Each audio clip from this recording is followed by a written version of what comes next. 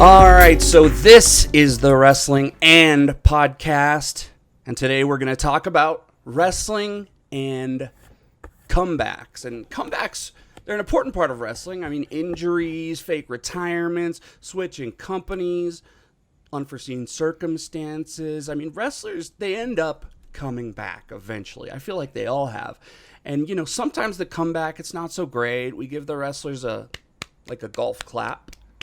Everything's cool. But sometimes, like with CM Punk recently, I would say, the comeback can be legendary. It can change the wrestling landscape and affect everything. You look at the CM Punk comeback, and all of a sudden WWE the next day is adding people to the show because of the reaction. It can be a huge deal. So let's talk about comebacks, and yeah, it'll be fun. But before that, I got to introduce the ultimate artist from In-Ring Art. It's Justin, everybody. Justin, thank you for coming back on the show and not giving up. No, never give up, right? Isn't that what Never somebody give says? up. Yeah, I was actually in Vegas last week. I watched Rampage from a hotel room. Really? In Las Vegas, and it was amazing. I loved every second of it. It made me dig up my old CM Punk shirts that I have. Ooh, how many do you have, Mr. Collector? Okay. I have the ice cream bar shirt. He is a collector, people. You might know that by now. As weird as we think the collectors can be, this guy knows his shit. So nowhere near. I'll tell you about Vegas and the collectors there. Well, how many championship belts do you have? I don't have any of those. No. All right. Well, you're on the right path. Yeah. So, what kind of CM Punk shirts do you got? I have the ice cream bar shirt. Okay. I have 2 of the yellow GTS shirts. One I found at a Goodwill about a year ago. Nice. And then I have it's the one with not the ringer tee, but the one with his whole face on it. And the arms crossed and stuff. Yes. With his face and his body, and then it has like the hands on the back, like in the prayer. Nice. I have those are the ones. You ever I have. wear those anymore, or are they kind of in the back? I just wore the ringer one today, actually, to the market. So. Sweet. Well, it's the time. I buried him a long way.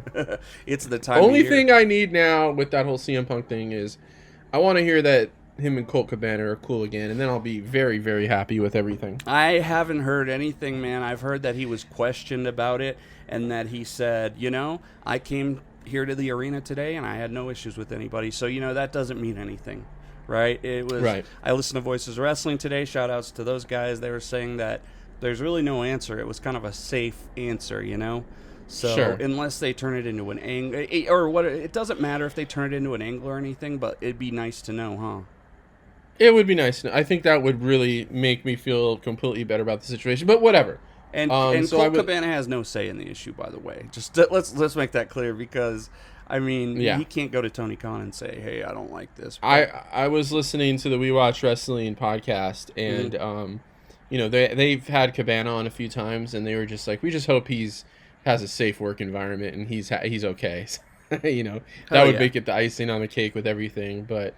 Well, whatever. It's between them two, so it is. They are two adults that are going to have to handle it one way or another, or not. So you were in Vegas. Why'd you go to Vegas for? I think you may have talked about it on the pod before, or was that an episode we scrapped? I don't remember. But how was Vegas? What'd you do there? Who'd you meet? So the Friday afternoon before WrestleMania. Going back a few months, I was invited.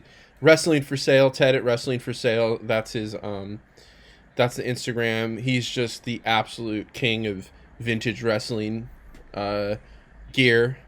And in the whole nation, or kind of on the West Coast? In the world, everywhere. Whoa. This guy's got everything. I don't know, seriously, is he better than the Totocon shop or that Japanese wrestling shop? Yes. No. This is a whole different level of goods, my friend. Okay.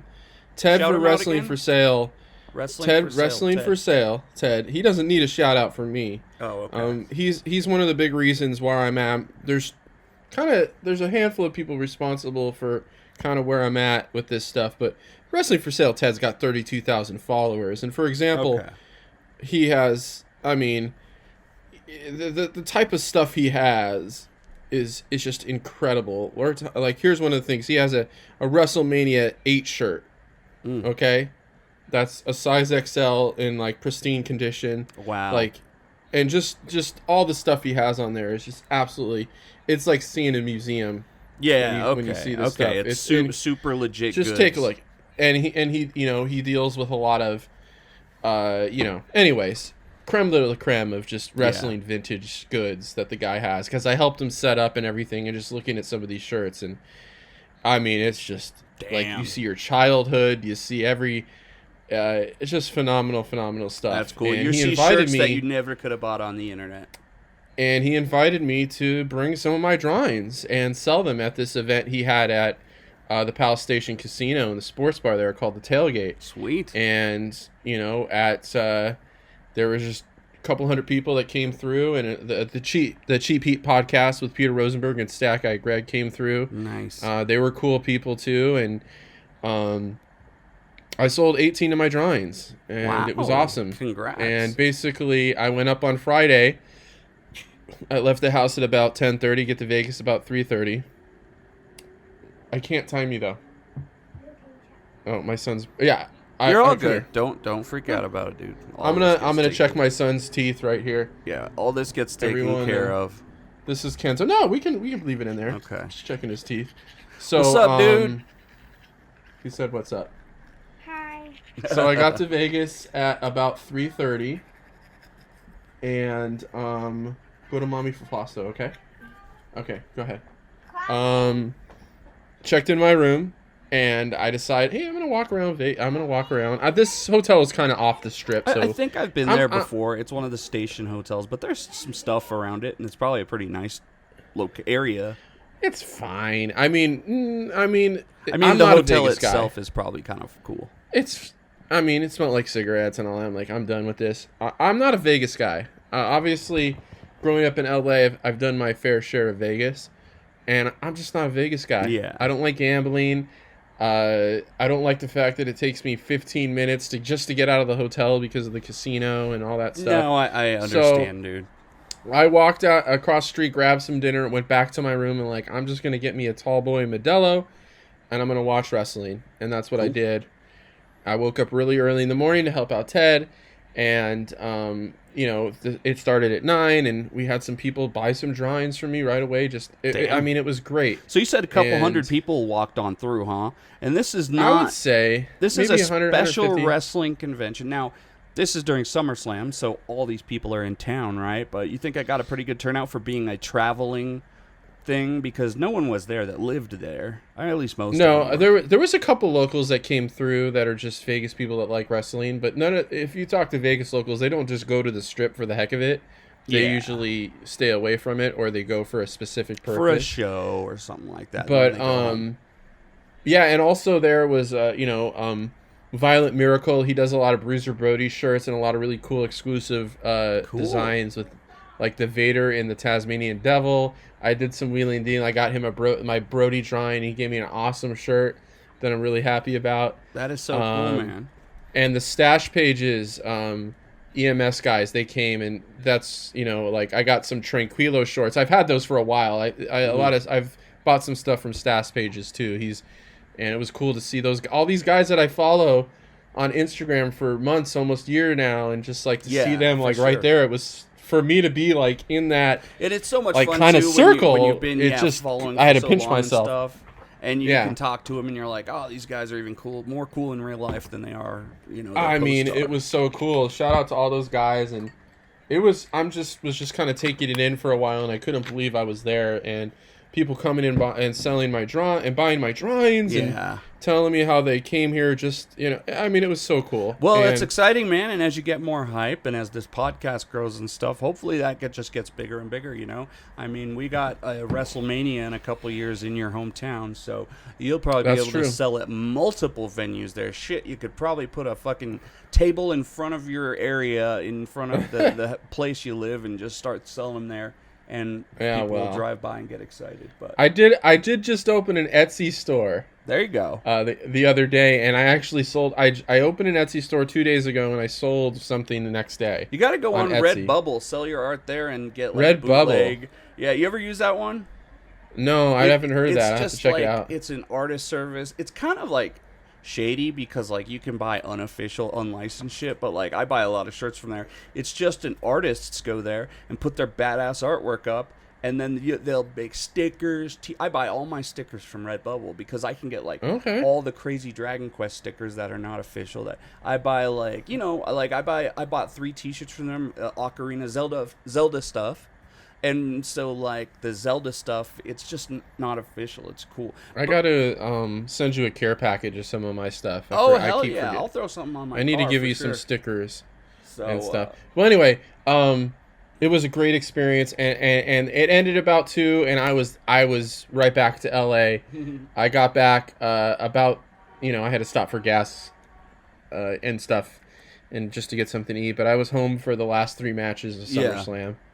And well, that's cool, man. That's dedication. I really bro. had no interest in going to SummerSlam just because of how late it would have put me home because I didn't have a hotel room for that night. I would not have been able to go to a whole SummerSlam and then drive home afterwards 5 hours. I couldn't do it. Yeah, I mean, it was hard enough to do it. Like SummerSlam, going to one of those events is like draining.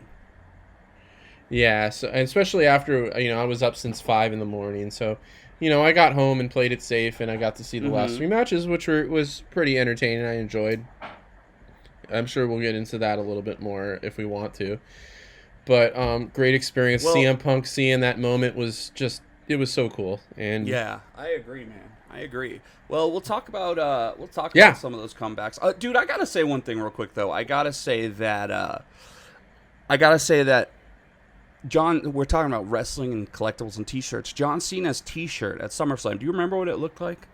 It was the Mario Brothers thing? Yeah, right? it was him as the little Mario on Mario 3. I've seen wrestlers do that everywhere, though. Like from Daniel Bryan to but even Joey Ryan. Okay. I had to get rid of that shirt, but I got the Joey Ryan one right before it all hit the fan. That design has been done over and over again. Yeah, but this one's Cena, first of all. Second of all, I have Cena's other video game T-shirt where it's the front of like a cartridge, so it's all black. It was like the pro wrestling, yeah. That was a cool one. And so I got that one, and I'm like, I want to get the Cena Mario one now.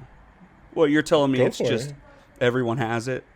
No, I've seen the Young Bucks do it. It's been a kind of an unofficial, like kind of template for like a wrestling meme shirt. Almost sounds like. Yeah, I think I want to say the Jurassic Express had one like that with Yoshi as the dinosaur. That's true, huh? Yeah, it's cool. Don't get me wrong, but it is nothing original.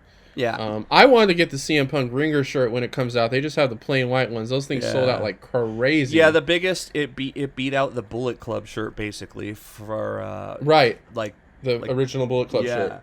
Well, it was the Bone Soldier, but I think it was called the original Bullet Club shirt is called. Right. That. So it's fucking crazy, man. Merch is crazy. Things are getting crazy because of this comeback. Yep. And I'll tell you what, there's been a lot over time. Do you have a comeback that just like sticks out in your mind that like makes you, because before you go on to that, I'm just going to tell you something that really hits me, and it's one of my favorite. This one was Hiromu Takahashi. And this was Power Struggle 2019. And this was like, he came back from a fucking broken neck.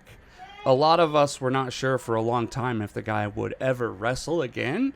And no one really knew when he was coming back. For a long time, though, I think we knew he was coming back, right? For like months, but he kept not coming back. And everyone's just like, where the fuck is this guy? Yeah. And at Power Struggle, he came back, and people were crying in the audience. You remember Milano Collection is just tearing up and crying, and he came back and challenged Will Ospreay. And to me, that was like one of the ultimate comebacks, because honestly, the dude came back from being paralyzed almost. This isn't a comeback where the dude like just quit because he got pissed. Okay, I don't want to say that. Let's say he got released and then came back 5 years later. This wasn't that. This was a guy who could have possibly died and then all of us, who was a babyface, who we all loved, and came back to do what he loved to do. That's my favorite. I mean, if you don't have anything to say about that, what's one of your favorite comebacks that you see? But I will say this about that. You gotta watch the documentary that they have on the NJPW World. It's got subtitles, and it's all about his comeback to that moment. I was very excited when he came back, and to this day, I told my kids this morning I was watching the Hiromu Doki match. Hiromu's my favorite wrestler right now, in the current wrestler in the world. It's Hiromu Takahashi. I love that guy. Checks all the boxes for me. That's my favorite wrestler. And yeah, that was a great moment. I remember putting the story on my personal Instagram when he was doing that weird promo in the laundromat. I just love this guy. It's just this dude's the best, and all that stuff he did during the shutdown. I mean, the guy's the best. Anyway, one that stood out to me because it's most recent, and a lot of these ones we're probably going to talk about was during my lapsed time as a fan. The Daniel Bryan return was a really big deal. Yeah, it was. I remember texting. There's been a few, my friend during the day. I remember particularly I was coming from. I work for the local school district, and I was coming from a school and going to meet at another school, and I was literally texting with my friend, excited, like I was like a school kid, no pun intended, like an elementary kid, just excited. Like, oh my god, dude! Texting in the parking lot of a 7-Eleven about Daniel Bryan coming back, like we couldn't believe it. And obviously he went on that run he went on initially. It was really close to WrestleMania, and they stuck him in that tag match with was it Shane McMahon or whatever? No, it didn't end up being that great of a run like it was with Hiromu, but just initially we thought the guy was done. And then he was back. Those are real comebacks, I was always questionable about Bryan because there was so much shady stuff. They were never clear on what he wasn't, and WWE was never clear on what exactly was going on with him. Later, we come to find out he was having seizures, I believe. He couldn't open doors and stuff. But the weird part was that he wasn't medically cleared, and he had to go to 3 other doctors. This dude had to leave WWE and be like, no, I can wrestle, and go to multiple other doctors. And he actually kind of came in conflict with the WWE top doctor, Dr. Maroon. Because I think there was a lot of back and forth there that was uncomfortable. I remember Maroon said, or at the end, Maroon hugged him or something and then said, hey, you're good to go. Although he denied him before that. Yeah, I think that was always he would always had a hard time getting cleared by the WWE doctors, and he went on to learn a lot about concussions and all that. I think it was just really the concussions he was having, and WWE was like, look, man, we can't have you getting permanently disabled or dying on our watch, kind of thing. Yeah, was my assumption. But you know what's crazy about with this comeback that you're talking about, and this is what is so great about comebacks. Like, we talk about the Punk comeback, right? But the Punk comeback isn't complete. The Punk comeback has just happened once, right? Or twice. He has had 2 appearances. The Bryan comeback you're talking about creates this whole era of him where he's this new heel character, right? Where he changes the belt to this leather thing, and he calls people fickle, and he does this great run, and he's that was a year later. That was months down the road from his initial. If he hadn't come back from if he didn't do that, we never would have got that. Yeah, never would have got that. And I think and that hemp belt or whatever, that is, we talked about replica belts. That is one belt that I would love to own, because that's my favorite, kind of personalized belt that has ever been, from the Smoking Skull to, any of those belts that they've had customized for the wrestler. Are you telling me that Daniel Bryan belt is awesome? Fiend belt where it's his face, No, I'm good. That weight belt. No, I'm good with that. You should get one of your kids that for Christmas. I bet you I could. No, I'm not gonna do that. But no, that environmental sustainable belt was really awesome. It was cool, and that character was awesome, and they actually Anyway, But Danny boy, Bryan was I coming happy soon. when Kofi Mania happened and they got that belt off him and sent it to Kofi. That didn't work too well, but it was a great WrestleMania match. And you know what? That was part of the moment too. Like that Mm-hmm. was from his comeback. Is he was part of that moment, getting to hand it off to Kofi, which was a great moment too. Not a comeback, but still No, a but really it cool was moment. cool. It was cool. So tell me. So I'm gonna list some big Yeah. comebacks listed, and first of all, I'm gonna pause and apologize to our old school audience one, or our You got hardcore one? TNA audience too, because we're Oh, not talking about comebacks from the 60s, 70s, 80s, and 90s. So if both, not even the '90s. Who was in the '90s? Let me just think off the top of my head. well, you got people leaving companies, right? You could say Jericho coming back after he left. You could say the Steve Austin comeback after injury because he got injured for a long time and had to do vignettes. And so Right. there was a comeback there. I'm sure every wrestler in the 90s, including Hogan and I'm just gonna Undertaker, take a has all had moment their and comebacks. see. Okay, a WrestleMania 9 was a horrible comeback with Hogan. I guess you can say that was a comeback or just an unexpected reappearance. That was terrible. I wish that would be erased from history. Um, I don't know. I don't really have anything to fill that gap in. Yeah, My and memory is we're not, ceasing. and also we're not talking a lot of Japanese wrestling because I don't know the history. So if there has Yeah. been like the most amazing comebacks, which I'm sure there has to have been because it's part of wrestling. Um, you know, we would love to hear about more, but we Yes. do have a huge list. Here. DM us or at we don't care at whatever.com. No, just kidding. No, I would love to, if you guys want to interact with us and tell us what we missed. I'd love to know because then that would show But- that people are listening to the But show. yeah, because I don't have lucha matches here, and I bet Right. I would love to hear about some of the biggest comebacks in all Japan. I know Brody went back and forth. I know that Suzuki has had many comebacks, coming back from New Japan to this company to that company. I If guess you can switch companies consider. a lot, you have a lot of comebacks. I wasn't into New Japan at the time, but I guess you can consider Suzuki Gun's return So there you go. from example. not Dragon Gate, No, but from was Noah. it Dragon Gate there? From Noah, right? From Noah, as something that Yeah. might have taken people by surprise. Or you could say and Chris Jericho coming back to the company, but that's also like more our era.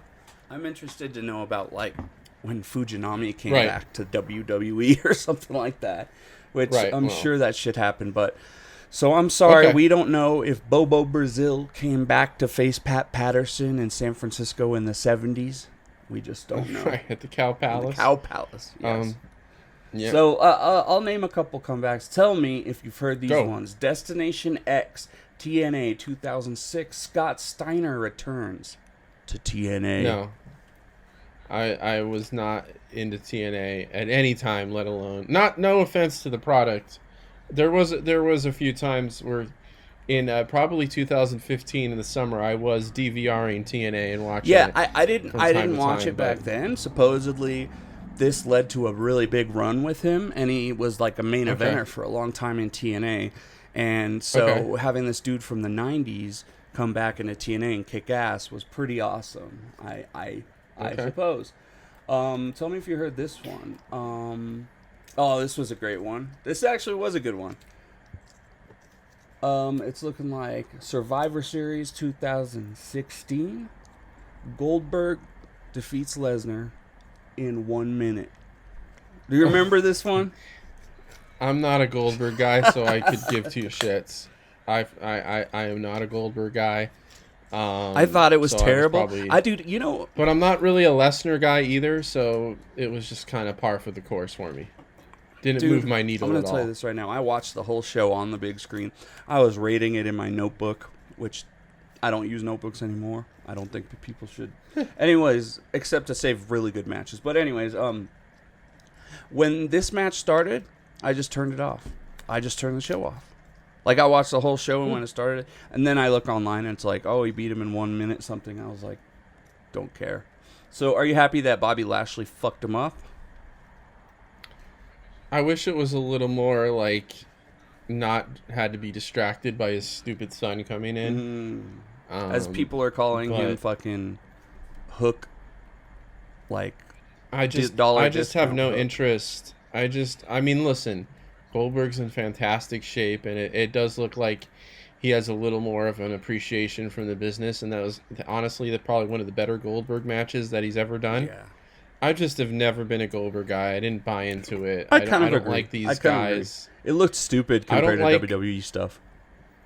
I don't like when they sell these guys as superhumans that nobody can beat. Oh. Like I'm not a fan of that presentation necessarily. Yeah. I don't know.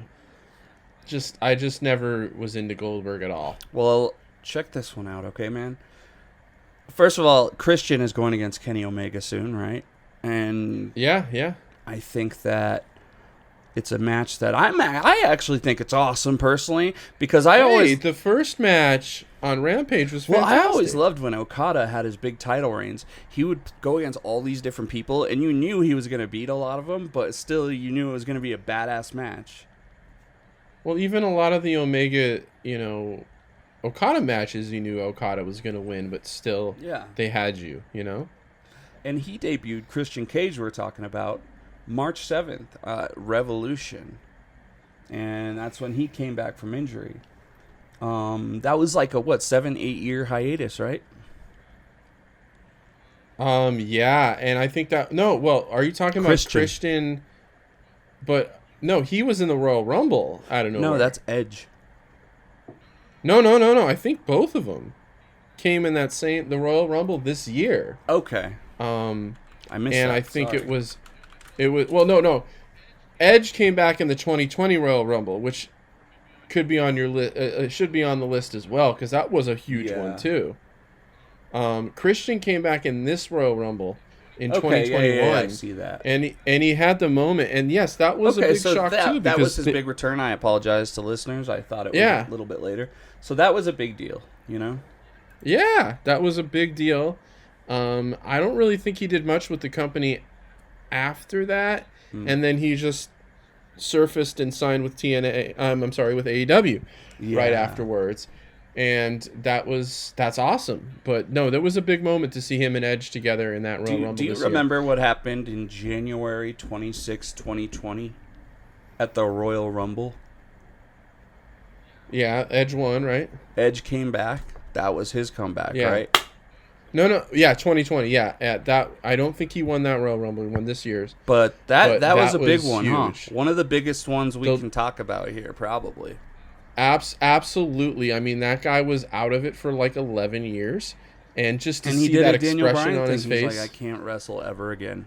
People were crying, fucking like all sorts of shit. He appeared in WWE here and there, like in some skits with Seth Rollins saying, "I'm gonna stomp you," but right. And he didn't go away. I mean, he did the Edge and Christian show, and he had a podcast. We knew what was up with him, and but he's back, and he's one of the things I enjoy in WWE TV is Edge. I think Edge is great, and that comeback was huge. And just to see that look on his face with his eyes bulging out when he was soaking in that response of, honestly, which was one of the last events before the whole world changed, where we had full of people screaming and yelling without mask and all that. That was that Royal Rumble in 2020. Who do you think that I believe Drew McIntyre won? Who do you think has done better artistically, Edge or Christian, since they came back? Since they came back, artistically, well, I mean, I think Edge has a lot more of a body of work than Christian does. So I'd have to give it to Edge. Edge has had at least 2 WrestleMania matches, and then has had some significant runs, and just came back with the Brood's music. And what about his terrible WrestleMania match where they slow motion threw each other onto cars for like an hour? With that match, you see, yeah, the Randy Orton. Yeah, that was a disaster. It was pretty boring. I actually thought I didn't like how they labeled the next match fucking best wrestling match ever. Oh, that was so stupid. That's a Vince thing. But he went away after that to really kind of reassess everything. And in the greatest match of all time. Yeah, in the greatest, slowest match of all time. But since he's been back from that, he's been great. I mean, if it's the the greatest WrestleMania match, you with, wouldn't tear your limb. Never mind. But anyways, go ahead. the WrestleMania match was great. The triple threat I thought was a really good match with Roman and Daniel Bryan, and the match he had with Seth at SummerSlam was really good too. Okay, And all the that stuff he's been actually doing. was good. I will say that the SummerSlam match Yeah. was actually really good.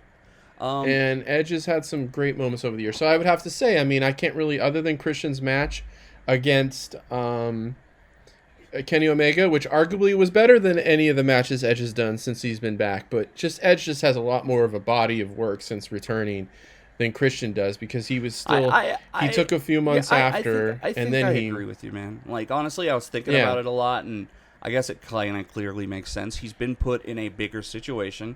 He's been at the very top for a while. Since he's come back, he's been at the very top. So Yeah, you'd have to give Christian a little bit of an incomplete right now. He hasn't really had like that. The comeback isn't. I mean, it's there obviously, and he's done some stuff. Did he have a match with Jungle Boy? No, he's supporting Jungle Boy. Maybe he went against him He was earlier, supporting but them. I think he had a number he's of actually contenders matches. Something. the team with them and shit. What's it called? The stable. Right, he is. Well, the Jurassic Express or whatever. I don't know if he's officially a member, but he's got. You know their how back or AEW whatever. is, like they float all around, which is kind of cool. Yeah. That's like one of the things I I like like. it.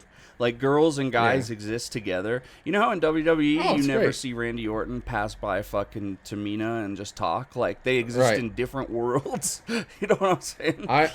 I love what they're doing with the Best Friends group, and they got Yeah. Chris Statlander, and then they have guys like Wheeler Yuta that are just welcome in there. Yeah, it's great. really great. Yeah. Like I always love that. It's like, hey, if you're gonna like want to be friends with someone or want to be in a group, I'll just put you with them. You know what I'm saying? Or it's just it's human nature. Like if you start going to a new school, you're gonna start latching on to a group of friends, And what we learned like from the it. Dark Order, and RIP to Brody Lee, because this has a lot to do with his death, Yeah. which is very sad.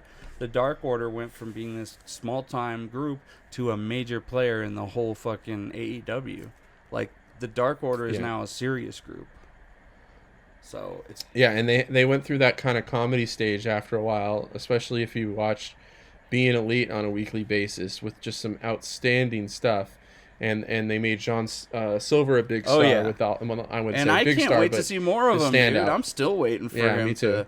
But I can't wait He for had the that great trios match. tourney, He's- dude. Oh, my God. Hey, we might see a John Silver been cleared. He has, right? So I don't maybe know, we'll but I see- just I saw don't know. him on fucking Being the Elite. Right. I used to hate that show, but now the Dark Order shit, I actually think it's funny. You know what the fucked up part is? We're not going to talk about it much, but I actually find the Chad Too Bad humor funny, and that's probably not good. So that's all I'm going to say. Oh, That's all. Carl did Anderson. you get any of the Talking Shop-a-Manias? Have you seen any No, of I haven't those? seen those. Do they? Let's not talk too much about it on here. But all right, give me another comeback. all right, get let's another go with the comeback over here. comebacks. Here is Comeback of this show. Comeback of the We're gonna comebacks. go with Triple H returning from injury, The quad injury. injury. And here's the cool thing about it: they turned him face. This was February 2002 of Raw, and he came back, and that kicked off a fucking huge run for 3 years, including Evolution and like all sorts of him winning a bunch of shit and fucking becoming undisputed champion, and it was a huge comeback, dude. I would, just go on a limb. I mean, I would say that Triple H is one of the most, like, just hateable heels of all time. He's a hateable human. But that I was don't a big hate him, deal. but I I'm just think saying. that might have been on my, when I was either in the decline of my viewership, when I was starting to lapse out a little bit, or at the tail end. I was going to my uncle's friend's house every Monday to watch Raw with my uncle and his friend.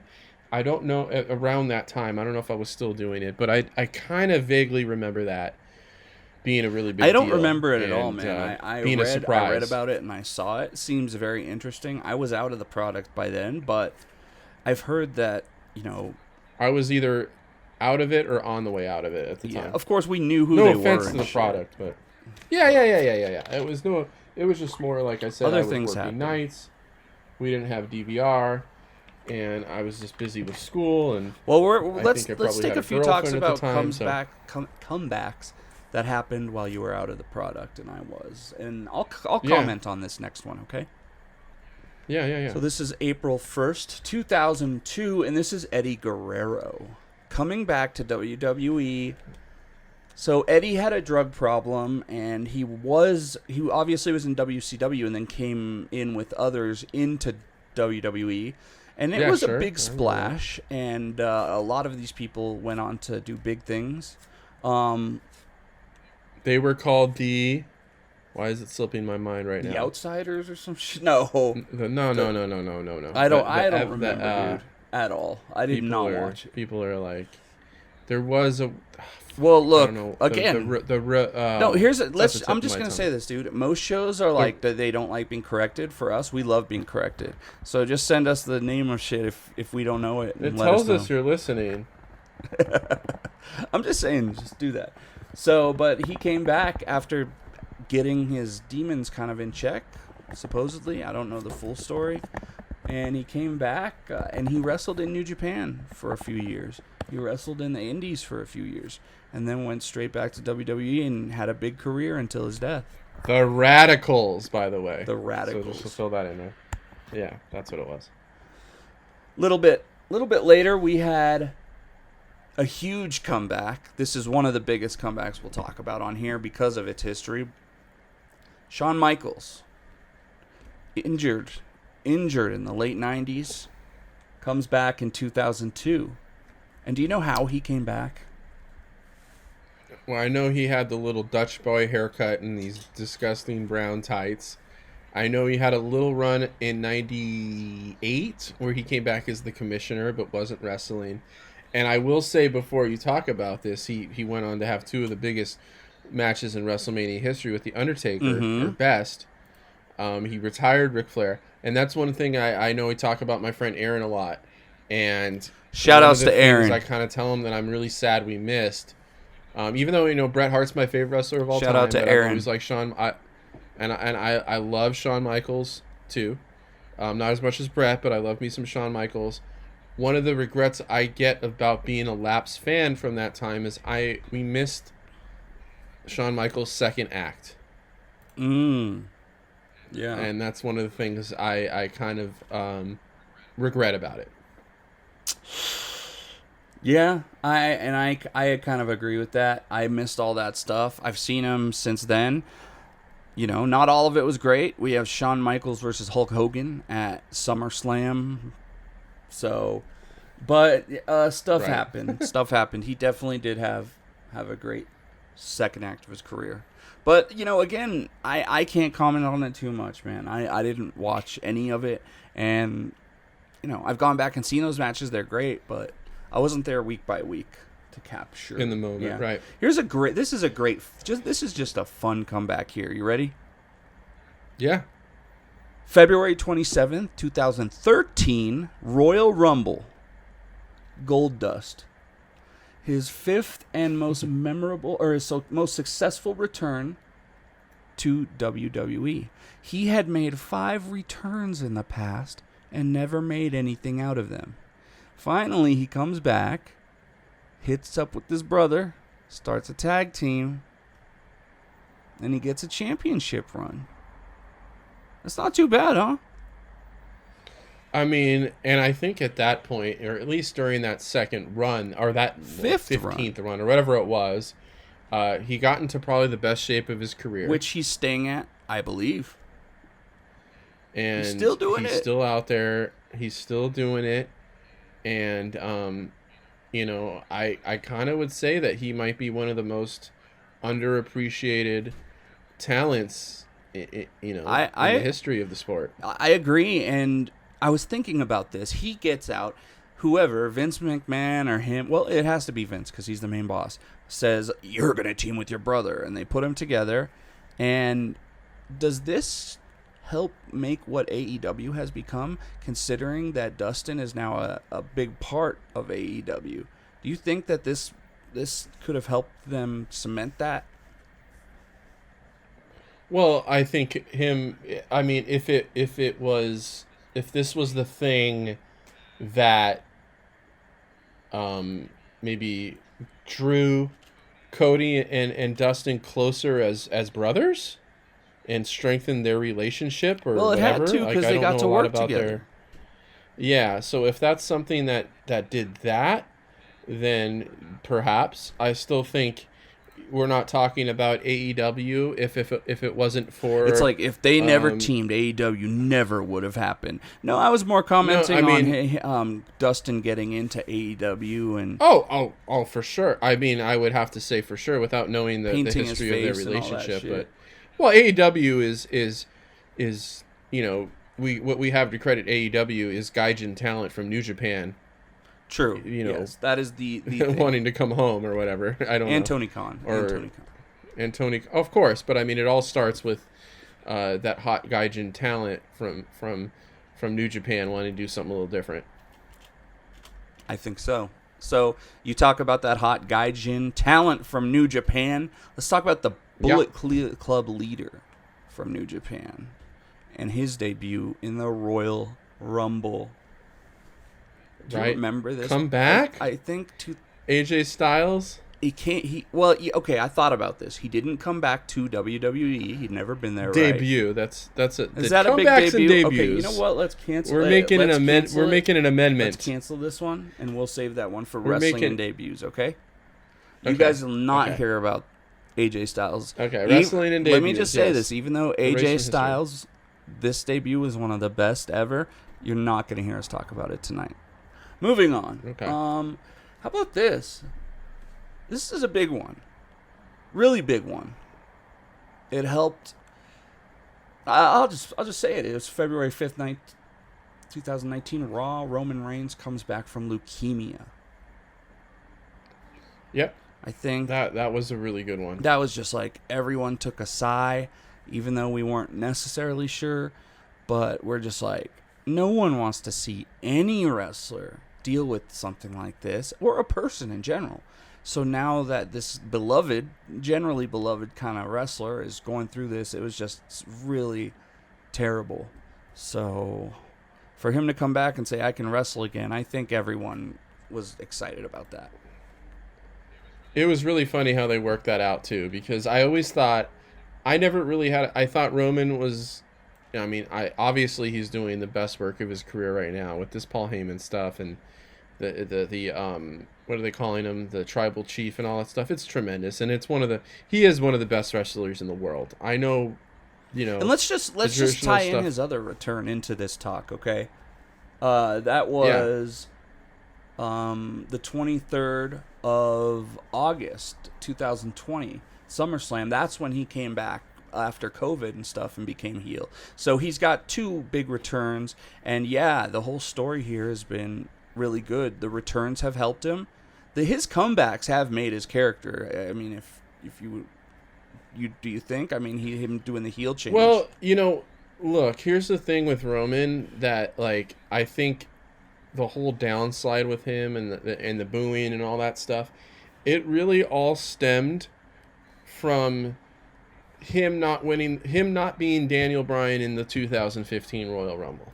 I don't know. I think they were doing it before that, dude. People really want, but no. Because I remember the Royal Rumble in 2014, he was one of the last with Batista, right? When Batista won the Royal Rumble. Batista. If Roman Reigns would have... Right, exactly. If Roman Reigns would have won that Royal Rumble, I don't think the fans would have shit all over it.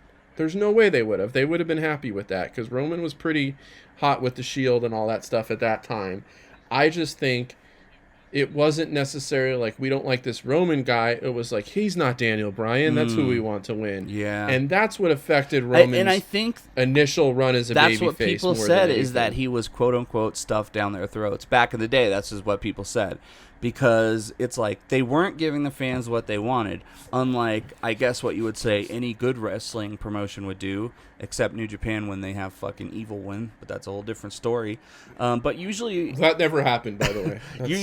That didn't happen. Usually when you want to give the fans what they want. Sometimes it's good to surprise, but this was a bad one where it was like you want to revolt against the company. So, I guess They even did the little teaser where at the pay-per-view, I think it was Fastlane or whatever that one in between.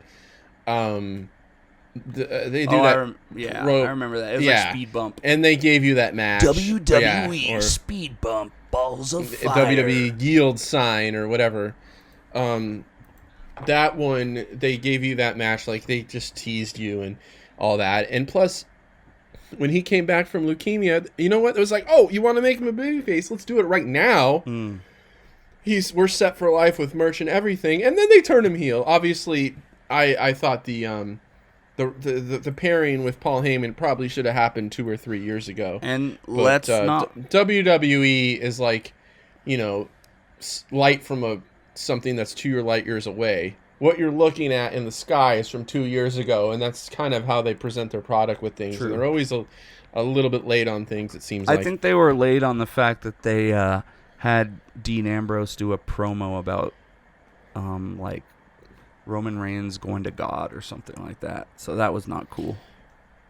Well, anyway, and we can also do a whole show on wrestling and, heel turns or whatever, and talk about that whole Shield situation and how that changed the trajectory of worst WWE heel turn. for. So or not. I wouldn't say it was a bad heel turn, but that Shield whole thing was one of the most you can put a lot of dominoes in the whole world of professional wrestling from that moment, from where Jon Moxley is at this time to where everything is in the wrestling industry. You could say that's the Big Bang Theory of professional wrestling for the next 5 years. You're getting astrological with me. Anyway, that's a teaser for another Well, I'll time. tell you this. I have this listed right here as a good comeback or return. This one is the Night of Champions, September 21st, 14. Do you know who returned that night? September 21st. Was that Sting? No, but a year before that. 2014. Dean Ambrose Night came of back Champions. to attack Seth Rollins after he got his head stomped into cinder blocks a month or two before. Oh, okay. So, see, that's a kayfabe comeback. Yeah, but still, it's kind of a comeback, right? Yeah, you're right. It was definitely just a big angle, just like whenever Cowboy comes back, whatever his name is. Okay, so here's... Okay, I gotta erase that one. You gotta have Chainsaw... the 90s one we're forgetting. What? Chainsaw Charlie. Chainsaw Charlie. In the box. Come back. Sign himself out of the box. Terry Funk. Carving his way out of that, what was it? What do they call those things? Those plywood boxes or whatever. What? Are you serious? Yeah. There's a whole thing with Jim Cornette. Say, have him come out of a box, or I don't know. But that was something that happened in the Attitude Era.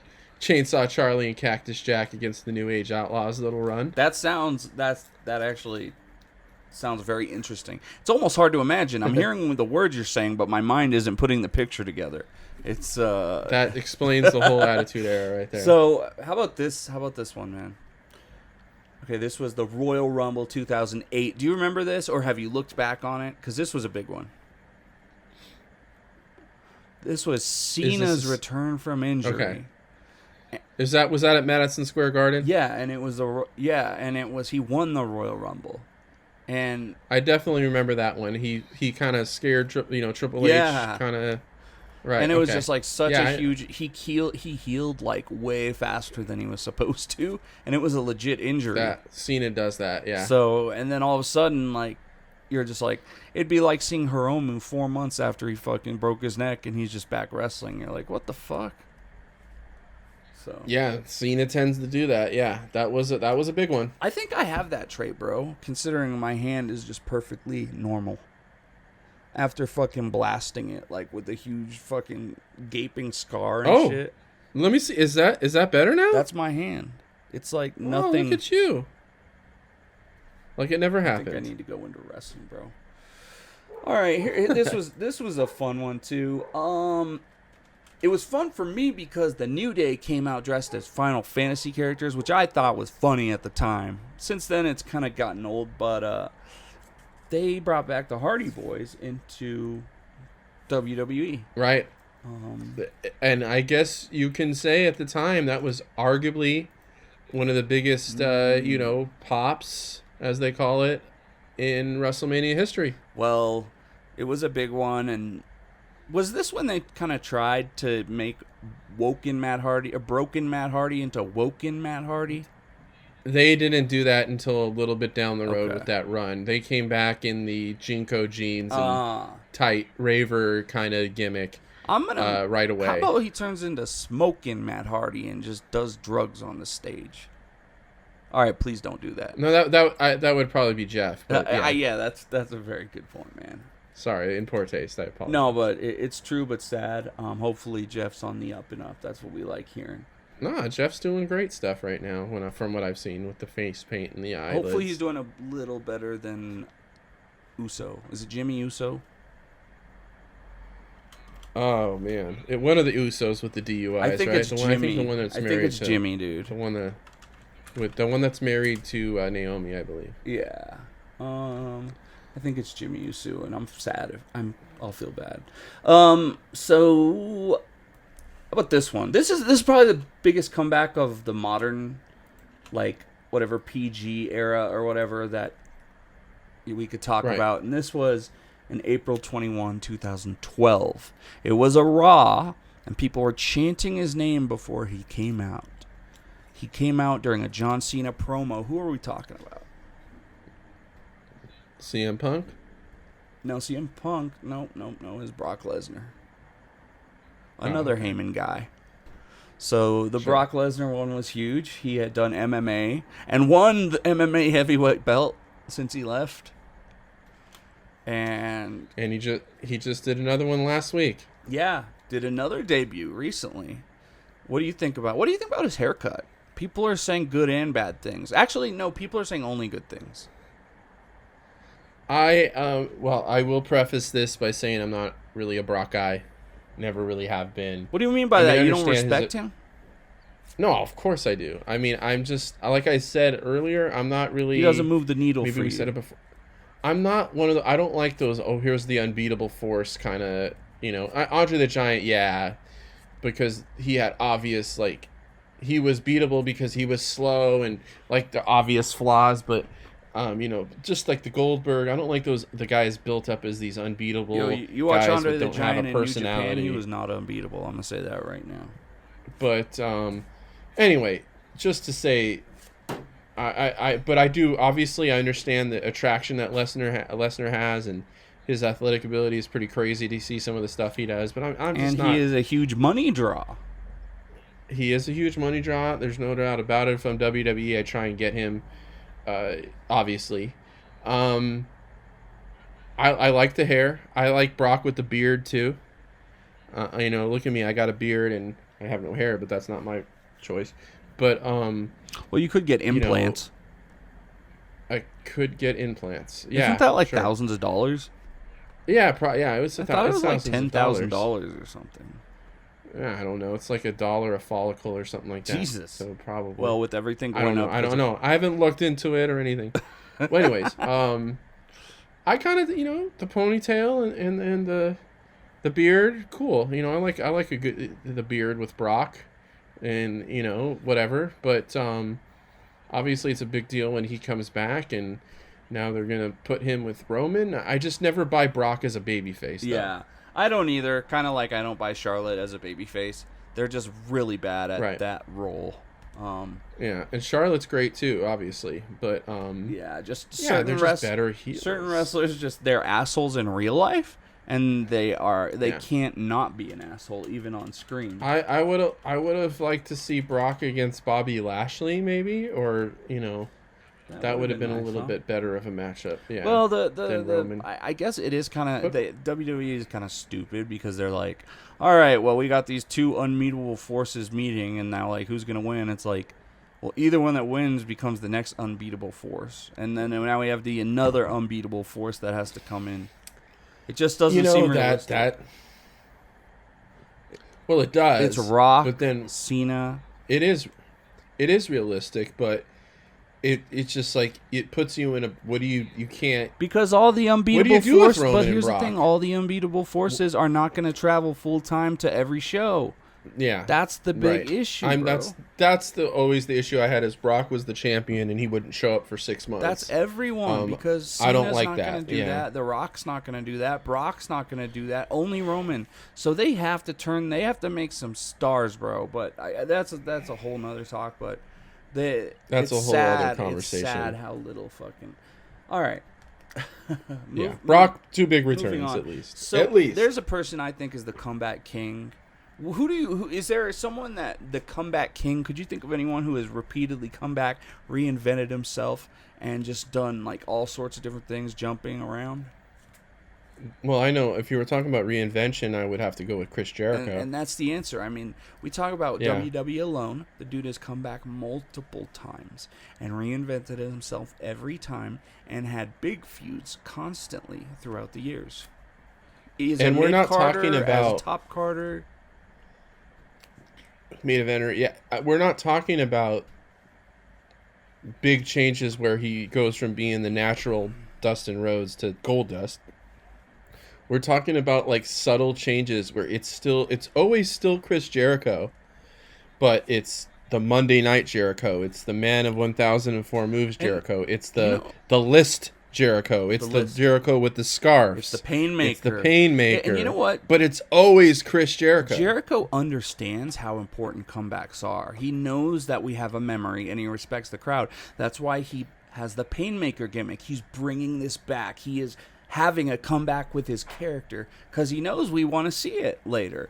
He knows Right. the power of leaving and coming back. He did that in WWE and constantly made waves.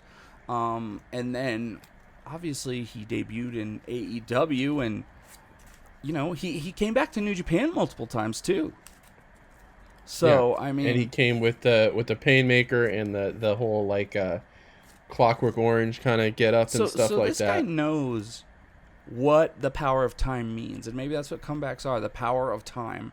And you know, just us looking forward, looking back, and saying, "Wow, I can't believe this person got through that, and he's back." And Chris has jumped all around. So shout outs to Chris Jericho. So we've discussed everything. The CM Punk debut, you agree, was just fucking godlike, right? I mean, one of the loudest crowds you'll ever hear in wrestling. I mean, yeah. I mean, and they saw it coming too.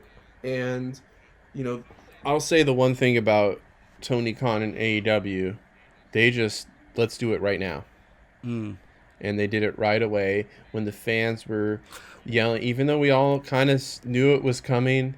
I mean, to hear that, and let's talk about like just whose songs to fit like that whole surprise, like where you just pick off of it from the first few notes, you know? Yeah, true. It's a and great Cult song. of Personality. Isn't he lucky is a that he great had song, he yeah. had a licensed song for his WWE song? No one gets licensed songs in WWE, man.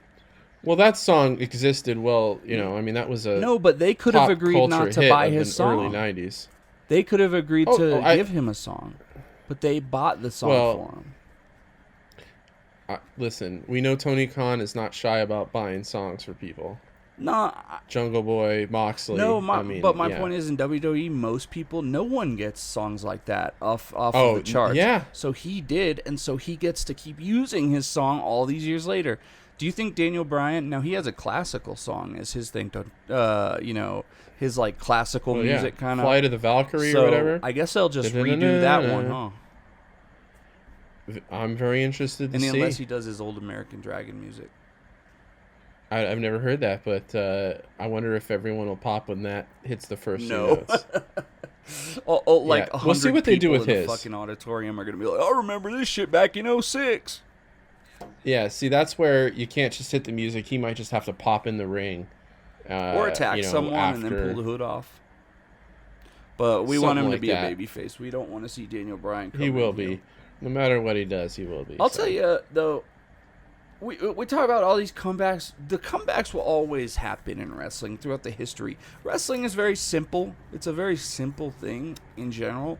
And leaving and coming back is just one of the parts of it. So there are absence makes the heart grow fonder. Exactly. So I mean, what future comebacks? There are many comebacks to be had. We're in the middle of wrestling. It's the present. We think about the future and who can come back and where people are going.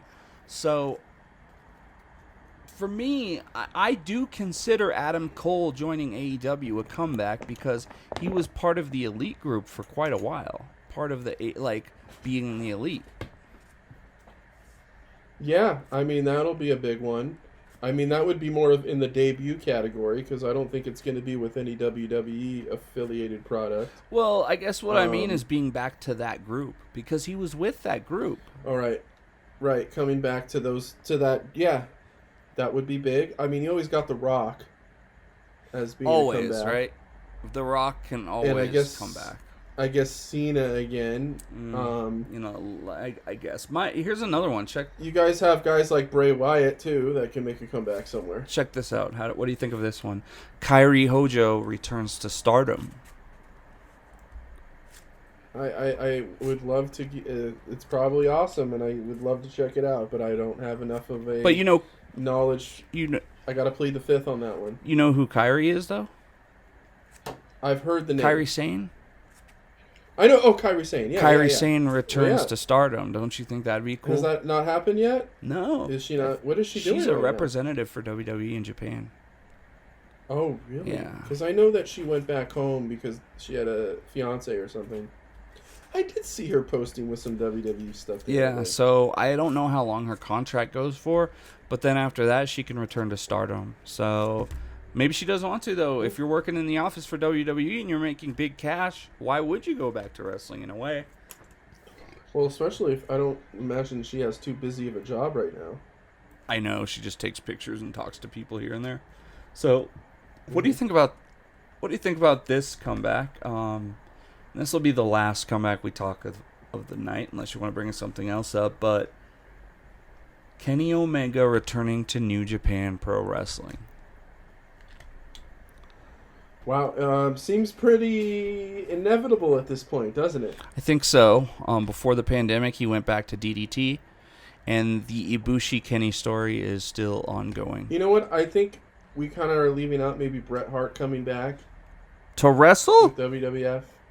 When he did that, back in the day, in the WWE ring after the Montreal screw job. I thought you were talking about in the future, because we were talking about future. No, but that was a big one too, because we all thought we would never see Bret back in the same ring as Vince without murdering each other. Well, you know what? There's a price for everybody, and also Bret Hart seems like a forgiving guy over time, because he actually has a soul. No, man, he does, but I mean, he's always been one to not pull punches and be honest, but well, I respect which that. Is something I really admire about the guy. But check out the A&E biography; it'll make you love him even more. We can also talk about those three faces of Foley making appearances. Yeah, well, yeah. When he brought back old characters too, he knows about bringing back characters, kind of like Chris Jericho. When you talk about Mick Foley bringing back Cactus Jack, but what other? Could we see Finn Balor in New Japan again one day? I don't know. It's too hard to even think about he's that. He's my age. He's 40. We have Bray Wyatt showing up somewhere else, obviously. I'm looking at kind of my wrestling. Maybe Finn Balor will re-debut in Europe, but I don't see him working for anyone but AEW or WWE. Like this big money companies, he's gonna stay in WWE, dude. Any of those Yota Tsuji coming back and to New Japan, really dude, needles. And we didn't even mention Young Lions, but some of the comebacks have been good. Our recent Young Lions are not that great. I'm talking about fucking Wato, who had a good match with Robbie Eagles. Great O'Con's been good. I think he's been okay to good. I don't think he's been great. Yeah, but generally good. I would love to see if I don't like Will Ospreay coming back at Resurgence was a pretty big surprise. Oh yeah, cool. That was an awesome one. That whole show was good that way, and we're gonna see more, man. Yeah, I'm excited. I know we're leaving a lot out, and some of them are just right under our nose. Like as I said, like we are talking about a history of them. We talked about Japanese stuff. Did I even bring up Kenta's return? I don't think I brought that up. I mean, that was a big one. How about, if we Shibata. get, it seems like Kota Ibushi coming back is going to be there we have too, another with what one he was too, fighting off. and we really hope that he's doing okay. Shout outs to Kota. I mean, he's on the card. It sounds like it's good because he's on that card. Maybe because they wanted to Shingo, save it for a hopefully. comeback or a return. Well, I think part of it is Shingo came down with the COVID and he's off. And No, so he's at the next wrestling event, fucking evil. Is he? Like on the same card as Tanahashi The next and Ibushi? night in the Dome. Okay, well that's And that's good. dude. I This guess. weekend's gonna be too much. I'm supposed to go to the theme park on Sunday and go swimming and shit, and I'm gonna be there all day, and so I'm not gonna get to see All Out. That's like the first AEW pay per view I've missed in like a while. But hey, fuck it, I'll be chilling. You can watch it again. I mean, to me, the best part is I have a 4-day weekend, so.